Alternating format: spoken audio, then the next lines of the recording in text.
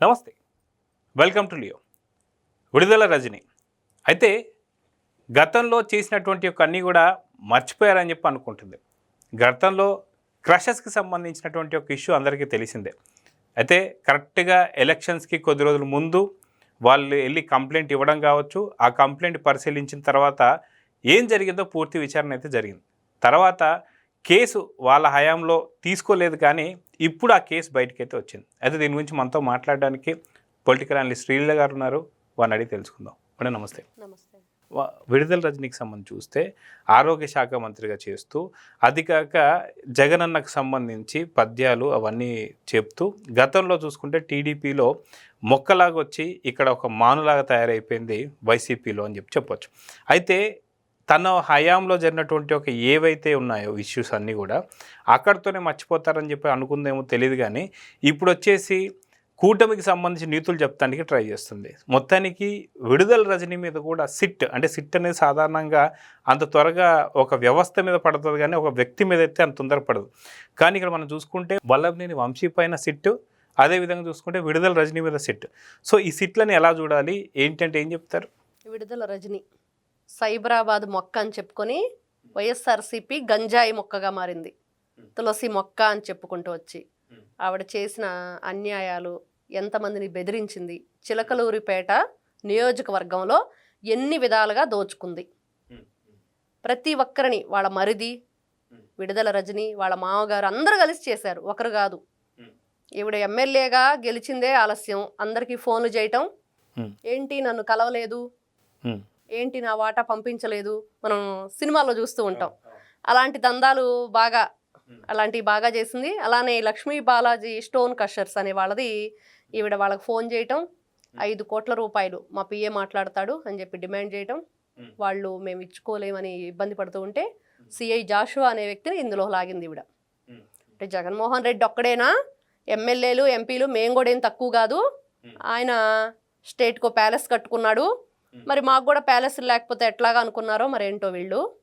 మరి అతనైనా ఐఏఎస్ఎల్ ఐపీఎస్ఎల్ అన్న ఇరికిస్తున్నాడు, మేము కనీసం సిఐఎల్ని ఎస్ఐఎల్నన్నా ఇట్లాంటి వాటిల్లో లాక్కపోతే ఎట్లా అని అనుకున్నారో మరి అదే చేశారు.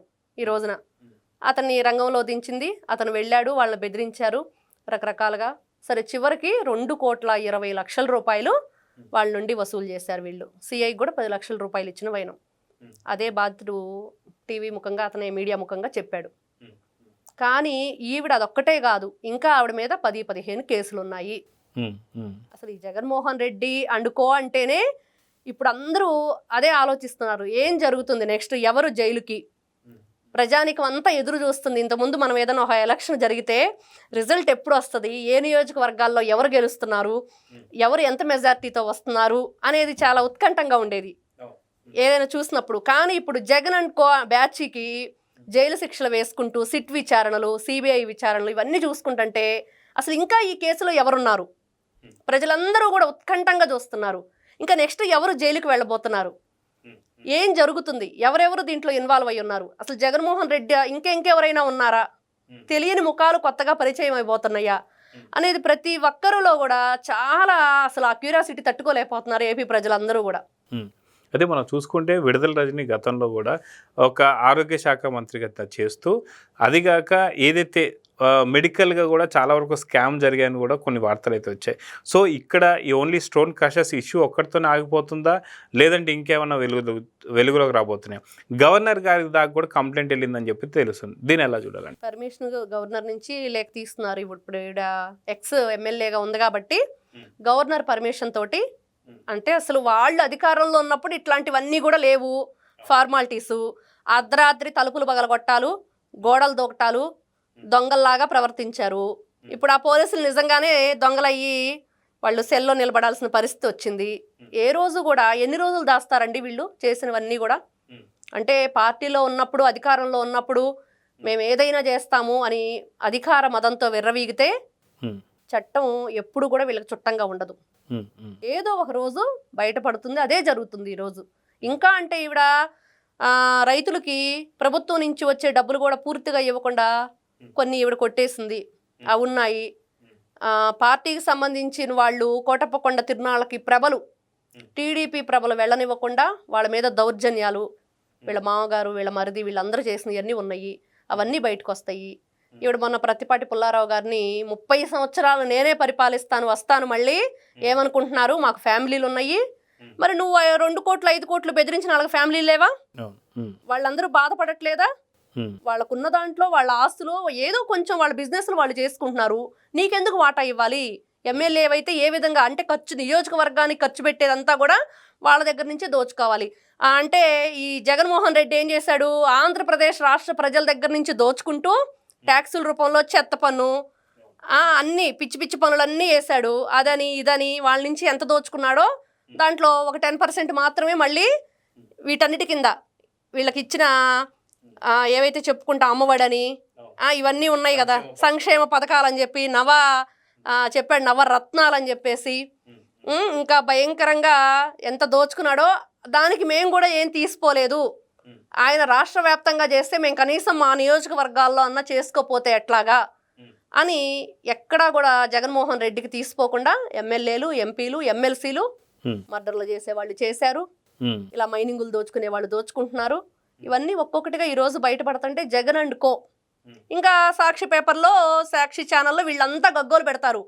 అమ్మ పోసాని కృష్ణమురళి పాపం చాలా మంచోడు, ఎందుకు మంచోడు, ఏం చేశాడు, ఎవరైనా సరే అసలు ఆ వీడియో వేసుకొని చూస్తే అతను మాట్లాడిన మాటలు, ఈ రోజున స్క్రిప్ట్ రాసిచ్చారు వాళ్ళు బాగానే ఉంది, నువ్వు మనిషివే కదా, భోజనం చేస్తున్నావు కదా, గడ్డి తిని పాలిచ్చే ఆవు పాలిస్తుంది చక్కగా ప్రజలకు ఉపయోగపడే విధంగా, మనం భోజనం చేస్తూ చేసే పనులేంటండి, నీకొక క్రమశిక్షణ మానవత్వం మనిషిగా పుట్టావు, ఆలోచన జ్ఞానం ఉంది, మరి వాడు డబ్బులు ఇచ్చాడు లేకపోతే స్క్రిప్ట్ రైటర్ ఏదో ఇచ్చాడు నాకేదో పదవి ఇస్తానన్నారు నేను అలా ప్రవర్తిస్తానంటే సమాజం ఊరుకోదు.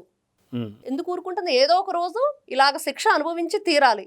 ఈరోజు కాసేపు గుడి నొప్పి అన్నాడు, కాసేపు కడుపు నొప్పి అన్నాడు, ఎక్కడికి వెళ్తున్నా కూడా పోలీసులకి ఇంకొక భయం కూడా ఉందంట, జగన్మోహన్ రెడ్డి వల్ల ఇతనికి ప్రాణహాని ఉందా అని. ఇంకా ఏ నిజాలు బయట పెడతాడు పోసాని కృష్ణమురళి, ఇంకా ఏదైనా ఇబ్బంది వస్తే. నిజంగా మొన్న గోరంట్ల మాధవ్ అంతర్యుద్ధం జరగబోతుంది అని అంటే దానికి ఏ విధంగా చూసుకోవాలి. ఇప్పుడు వల్లభనేని వంశీని అరెస్ట్ చేస్తున్నారు, పోసాని కృష్ణమురళి ఉన్నాడు, నెక్స్ట్ రజని, ఇంకొకరు వస్తూనే ఉంటారు. వీళ్ళందరి మీద కూడా ఏదో టార్గెట్ జరగబోతుంది, పోలీసులు అందరూ కూడా అప్రమత్తంగా ఉండాలి, ఇంకా వాళ్ళకి భద్రత కల్పించాలి అనేది ప్రతి ఒక్కరి ఆలోచన. సొంత బాబాయికే గతి లేదు, అట్లాంటి వ్యక్తి ఎవరి మీదనైనా అతను అటాక్ చేయించవచ్చు. సో విడుదల రజని లాంటి వాళ్ళు మంత్రివర్గంలో పనిచేశారు, అలాంటి వాళ్ళని కూడా వాళ్ళు పోటీ చేసినటువంటి ప్రాంతం నుంచి తొలగించి గుంటూరులో నించోబెట్టడం జరిగింది, కానీ అక్కడ కూడా ఎటువంటి ఫలితం లేదు. సో ఇంత జరిగిన తర్వాత కూడా ఇంకా విడుదల రజని మాట్లాడుతుంది అంటే జగన్ కాపాడుతాడని అని చెప్పి అనుకోవాలా, లేదా తను కూడా అప్రూవల్గా మారే అవకాశం ఉందంటే ఏమంటారు? ఈ రోజున చూసామండి, ఆయన పోసాని కృష్ణమురళిని అరెస్ట్ చేశారు, చేస్తే వాళ్ళ భార్యకి ఫోన్ చేసి నేనున్నాను నేను చూసుకుంటున్నాను అన్నాడు. వల్లభనేని వంశీ వాళ్ళకు కూడా అదే చెప్పాడు. అతనైతే చూడటానికి జైలుకి వెళ్ళినట్లున్నాడు, పోసాని కృష్ణమురళి కోసం వెళ్ళినట్లేడు. అందరూ అదే చెప్పుకుంటున్నారు. పోసాని కృష్ణమురళి స్క్రిప్ట్ రాసిచ్చి ఎవరైతే సజ్జల రామకృష్ణారెడ్డి భార్గవరెడ్డి చేశారు అని చెప్పిన తర్వాత ఇతను వెళ్ళటం మానేశాడు. నిజం తెలిసింది, బయటకు వచ్చింది, ఏ మొహం పెట్టుకొని వెళ్తాడు, సకల శాఖ మంత్రి సజ్జలే చేశాడు అని బయటకు వచ్చిన తర్వాత జగన్మోహన్ రెడ్డికి మొహం చెల్లలేదు. కానీ అతను భార్యకు ఫోన్ చేసి నేనున్నాను నేను చూసుకుంటానంటే అంటే ప్రతి ఒక్కరూ నీ నియోజకవర్గంలో నువ్వు చేశావు, ఇతను కాంగ్రెస్కి వెన్నుపోటు పొడిచాడు, బాబాయ్ గొడ్డలి పోటు, ఇతనేమో తనకు తానే కోడి కత్తి పోటు పొడిపించుకున్నాడు. ఆంధ్రప్రదేశ్ ప్రజలందరూ ఈ రోజున చెప్పుకుంటున్నారు జగన్మోహన్ రెడ్డి అంతా పోటుగాడు లేడురా అని. మరి అంటే ఏ విషయంలో తీసుకోను, నేను వీళ్ళందరికి కూడా నేనే అండగా నిలబడతాను, వీళ్ళందరూ నా నేనున్న పరిపాలనలోనే కదా అన్ని నియోజకవర్గాల్లో చేశారు ఈ విధంగా, కాబట్టి వీళ్ళు దందాలకి రౌడీయిజాలకి దౌర్జన్యాలకి హత్యలకి కుట్రలకి కుతంత్రాలకి అన్నిటికీ నేనే బాధ్యుణ్ణి, మీ అందరికి నేను అండగా నిలబడతానని జగన్మోహన్ రెడ్డి చెప్తున్నాడు డైరెక్ట్గా. ఇదైతే మనం ఖచ్చితంగా చెప్పుకోవచ్చు. అది చూసుకుని ఈ రోజున వీళ్ళు మన మీడియా మీటింగులు పెట్టి రోజా కానీ శ్రీరెడ్డి కానీ ఈ శ్యామల కానీ వీళ్ళంతా ఈ రోజున మీడియా ముందుకు వచ్చి ఎందుకు మాట్లాడుతున్నారండి, ఇన్ని తప్పులు పెట్టుకుని వాళ్ళ వైపున జగన్మోహన్ రెడ్డి అండ ఉంది, ఇతను వాళ్ళకి వెన్నుగాస్తున్నాడు. తప్పులు అక్కడ తప్పు జరిగినప్పుడు ఆ తప్పుని తప్పుగా ఎవరు కూడా ఖండించట్లేదు. వైఎస్ఆర్సీపీ పార్టీ చేస్తున్న పెద్ద తప్పు ఏంటంటే జగన్మోహన్ రెడ్డి వీళ్ళందరికీ అండగా నిలబడ్డాడు. ఇదంతా చూసి విజయసాయి రెడ్డి ముందుగా వెళ్ళిపోయినా కూడా ఎవరిని వదిలిపెట్టేది లేదని చెప్పేసి ప్రజలందరూ కోరుకుంటున్నారు ఈ రోజున. సో చూద్దామండి, ఖచ్చితంగా విడుదల రజనీకి సంబంధించి ఏదైతే కేసు నడవబోతుందో, ఒక సిట్ వేయడం అంటే మామూలు విషయం కాదు. ఆ సిట్ వేసి పూర్తి వివరాలన్నీ కూడా బయటికి లాగాలని చెప్పి అయితే కోరుకుందాం. నమస్తే. నమస్తే. Please subscribe to Leo News for more videos.